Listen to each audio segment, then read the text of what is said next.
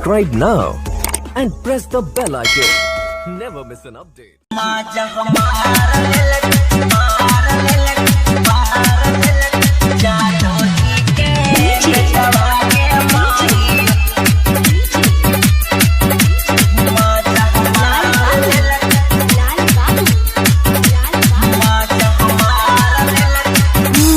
माजा हमार लेल कई जादो जी के बेटवा के माई माजा मार लेल कई जादो जी के बेटवा के माई तब भूलल जाता रोजो हमार पेटवा के माई तब भूलल जाता रोजो हमार पेटवा के माई तरु कलबा महीना वाला डेटवा के माइयो तरु कल है महीना वाला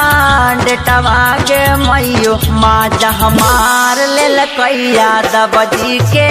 बेटवा के माइयो डर लगा ताटे होई जाई बेटवा के माइयो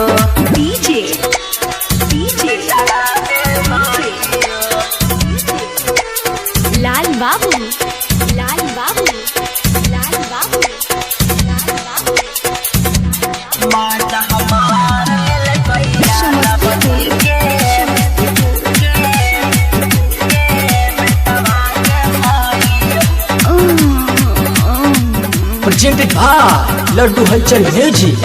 चूसी चूसी उठवा मोर दवाई ले जोवानावा का कही हमर बहक गाइल मानावा चूसी चूसी उठवा मोर दवाई ले जोवानावा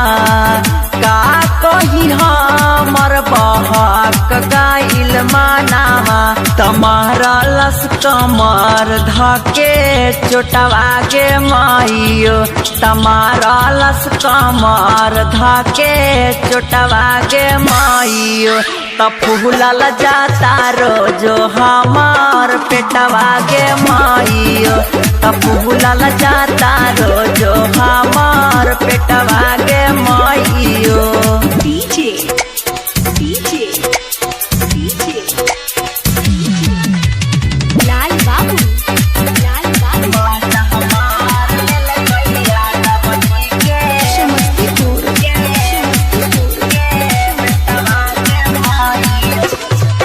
कहे धर्मेंद्र बतिया के हुसे ना कही हा और छैला टिंकू से मिले नहीं जाई हा और मैले